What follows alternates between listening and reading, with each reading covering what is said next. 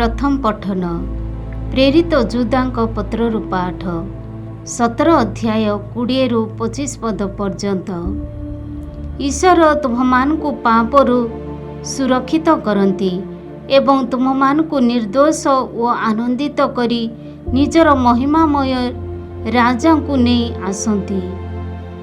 प्रिय बंधुगण, आमर प्रभु जीसस ख्रीष्ट प्रेरित मानकर भविष्यवाणी मने रख। तुमे माने परम पवित्र विश्वासर भित्ति उपरे निज जीवनर सौध निर्माण कर। पवित्र आत्मा को निकटरे निवेदन करुथाओ। ईश्वरंकर प्रेम रे सुदृढ़ रह एवं सेही दिनर अपेक्षारे रह जेबे आमर प्रभु जीसस ख्रीष्ट निजर करुणा हेतु तुम मान को अनंत जीवन प्रदान करिबे। केते लोकंकर विश्वास दृढ़ नाही, सेमानकु विश्वास रे दृढ़ीभूत कर। केही जदि नरक अग्नि बरण करिबाकु जाउछि ताहाकु सेथिरु रक्षा कर। आहुरी अनेक अछंती जेउमानकु दया प्रकाश करिबाकु पड़िले भी सतर्क होई सेमानको ठारु दूर रे रही सेमानको ठारु एपरिकी सेमानकर पोशाक परिच्छन्न ठारु मध्य दूर रे रह, कारण सेगुड़िक पापचार द्वारा कलुषित होइछि। से तुममानंकु पापरु सुरक्षित करती एवं तुममानंकु निर्दोष आनंदित करी निजर महिमामय राज्य को नहीं आसती। ताहांकर प्रशंसा हेउ।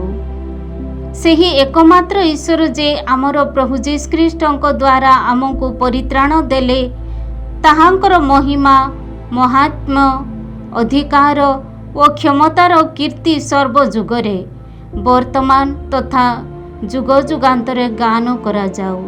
आमेन। यह ईश्वरंकर वाक्य। ईश्वरंकर धन्यवाद। साधु मार्कंक लिखित सुसमाचार पाठ अध्याय 11 पद संख्या 27-33। सेमाने पुनर्बार जेरुसालेम को आसिले। जीसु मंदिर प्रांगण रे बुलुथिबा समय रे प्रधान याजक धर्मशास्त्री व कुलवृद्ध माने तांको निकट को आसी पचारिले, केउ अधिकार बल रे तुमे एसबु करुअछ? किए तुमको एसबु करबा को अधिकार देला? जीसु सेमानंकु कहिले, मु तुम्भमानंकु गोटाए प्रश्न पचारिबी, तार उत्तर देले मु केउ अधिकार रे ए समस्त करुछि ताहा तुम्भमानंकु कहिबी। जहनंक जल दीक्षा केउ ठारु आसीथिला, स्वर्गरु ना मनुष्य ठारु? मते उत्तर दियो। सेमाने परस्पर मध्यरे आलोचना करिबाकु लागिले। आमे जदि कहू स्वर्गरु, तेबे से पचारिबे, ताहा हेले तुम्हे माने काहेकि विश्वास कल नाही? किंतु मनुष्यंक ठारु बोली कहिले जनतांक ठारु तांकर भय थिला। कारण जहन जे जणे प्रकृत प्रवक्ता, यह समस्तंकर विश्वास थिला। कारण जहन जे जणे प्रकृत प्रवक्ता, यह समस्तंकर विश्वास थिला। सुतरां सेमाने जीसुंको कहिले, आमे जानी नाहु।